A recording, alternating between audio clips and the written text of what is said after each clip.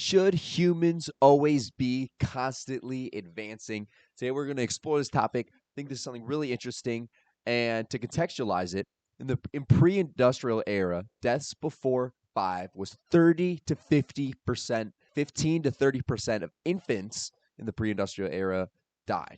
Okay, modern day, 1900 to 1950 goes down to 0.3 to 0.6% infant mortality rate. That is a huge drop in a very short amount of time. And that's just one of the changes that's completely changed our fundamental understanding of how humans live, how we interact with society, and is it going too fast? Are we ready for all these advancements to be constantly happening? I think a lot of people can relate to is the school system, okay? And I've already touched on this a bunch of times before, but I want to take it from a different approach and show how school, in terms of its social and economic times, is still far behind fundamentally. Okay.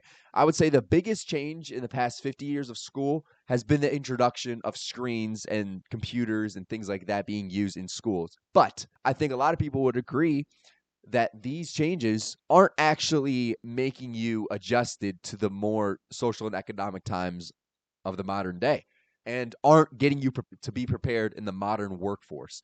And that's just a simple institution that hasn't been ready for this exponential advancement. And I'm sure you guys know what I mean by exponential advancement, but exponential advancement has been happening basically since the 1600s, since the scientific revolution really happened. And it hasn't slowed down. We're still on an exponential curve in terms of advancement. We're not linear. It's not just, it feels that way a lot of the times when you're living through it because it just feels like, oh, new stuff's just coming out. No, man. This thing is going bang, not bang, okay? And some interesting things that we could talk about is things like the birth rate going down. That could be a sign of we weren't ready for this. What if this advancement doesn't even matter because we're not even going to be alive, to see the true benefits of it. So a lot of the times I feel like advancement can happen because of ignorance, okay? So as a very common example that a lot of, people will bring up is asbestos. Okay. Asbestos used to be common in every household. It was found very useful. It was widely adopted across at least America. I'm not sure about other countries, but something like that wasn't found to be harmful until much later. We didn't know that it was even harmful until much later. And this is just a quick example of how advancement can happen with a lot of ignorance to the topic. And honestly, in most cases, advancement does happen with ignorance of a lot of the understanding of the topic. Now, this isn't necessarily a bad thing because I think that sometimes you have to take the risk. And if we truly understood all the cautions of everything we did, then maybe nothing would happen because then maybe we would be too risk averse and too trying to be safe. And if you get what I'm saying there. But you also have to find a balance because if you're too ignorant of it and you start sending out these things, this is kind of what I'm worried about with something like AI is because that ignorance could be too much. We know too little of the subject. This comes back to my point where are these institutions keeping up with the advancement of AI? Are they fundamentally changing enough often enough to fill that gap? That gap seems to keep widening as technology seems to be advancing quicker. These institutions aren't prepared to fundamentally change enough to actually adjust to the current times. And things like school don't seem to have that flexibility required for how exponential this advancement has gone. And this is very understandable if you look back to when these things were starting to be founded, when these institutions were starting to come around, it makes sense that they wouldn't understand how fast things are changing now because they think, in probably a lot of aspects, that it was more linear than it actually is. And I would say it would just be nice if they were just have like a skill tree of advancements. We could just we could just wait. Oh, we just need, you know, we need to make sure 50 million people have a phone until we unlock the next thing. Why can't why can't it just be set up like that? Why does it got to be so confusing?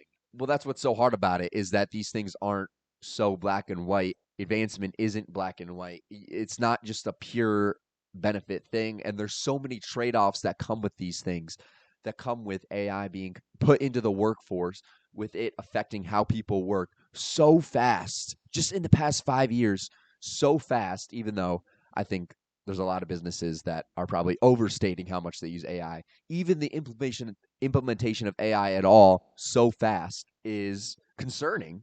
We've had to deal with a lot of problems in the past, like asbestos, as just a quick real world example of how this ignorance can lead to a lot of problems. But in the past, it hasn't been, world ending because these advancements weren't quite as big yet. They weren't quite as fundamentally changing of our world. And now that it seems to be more and more often that our fundamental understanding is changing, it seems to be changing way more fast than it ever has, just in terms of looking at how books have been read in media for hundreds of years, and then quickly, in the span of a couple decades, the internet has completely taken over from that and is now the dominant platform within just such a short amount of time when books took forever. You know what I mean? Hey, I just wanted to add that this is a very simplified version that I'm describing here about media. Obviously, things like TV came out in between books and the internet. I was just giving a quick progression. But either way, the progression of advancement has been way faster over the past 100 years. Interesting to see how are we going to adapt to these with these institutions being so fundamental to with how we like to think about the world, right? And I think one of the big problems is that these feel so fundamental to so many people, so changing them can be very difficult. People are committed to the idea that this is a good setup, and not everybody obviously, but this could be dangerous because a lot of these systems seem to be set up without those checks and balances that are necessary in today's world. And hindsight is 2020. I think if there was a time to start actually giving more flexibility to these institutions, like, yes, we had internet and technology in school when it was coming about, but think about it. Did it really change how you learned? Did it really change how fundamentally these systems work? It seems like, yes, we're changing some of the mediums that we're learning things through, but we're not actually changing how we're learning them. I think it's important to recognize that there are specific things that shouldn't be constantly advancing. And we might need to start thinking about, honestly, I've heard this theory about how, so since social media is just continually becoming more misinformation, more falsified things and facts being shot out just randomly, that eventually we'll have to return back to physical media because we just simply can't trust what we see on a screen anymore. And honestly, I wouldn't be against that, but that's kind of a pie in the sky idea in terms of how AI will affect society. But I kind of like that idea that certain subjects and certain foundations that we have set might not need to be progressed constantly. It might not need to be advanced. And maybe something like newspapers or books should not have been treated the way that they were. Maybe completely replacing it with other things isn't the best route. And that just seems to be the direction we're going. Obviously, those things are still around and are still prevalent, just not nearly at the scale that they once were. Is it good to stop advancing in certain areas? And I would say the answer is yes. I think it's simply yes. For some areas, I don't think that we need to be constantly advancing in all areas. I think we should have more focus. And that seems near impossible with how everything's set up and how society seems so segmented and individualized. But I think it's important. And this is why people say that if aliens came or there was more of an existential threat, that if all countries, would just work together, that it would be so much more beneficial for society and we would be able to progress so much faster.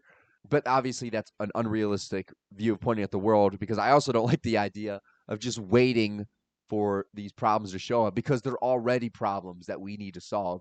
And I think I'm kind of going off topic here, off the rails a little bit, but this is part of the reason why I don't like people that already believe in aliens or UFOs. It's not necessarily that I have a problem with the mystery. I mean, I would love for that stuff to be real and factual and actually have that in our society. But people believing that gives them false hope that we're not the only species. And that also puts less pressure on us. I say, fuck that. Put as much pressure on society as possible, on humanity, to do the best job that we can. Because if people start thinking, well, there's more advanced societies out there, we don't really have to do anything. We're not the only things, so why do we have to be the ones that advance? Instead of, we might be the only life forms. Let's try to make the best out of this. You know what I mean? So to me, it's almost like, in a way, people give up on that train of thought, and I think that could be unhealthy and can lead to bad discussions about how human advancement should be looked at. And I think we should look at it with much more care, with much more deliberance than we do. And I'm talking about the problems, but I'm not really saying how to solve them. But my solution to these problems is having these institutions be more flexible. Just on a foundational level, these schools aren't able to take in the change. Well, how do they take in the change? You could have rules in place that, well, we have this in our Constitution. We have amendments, right?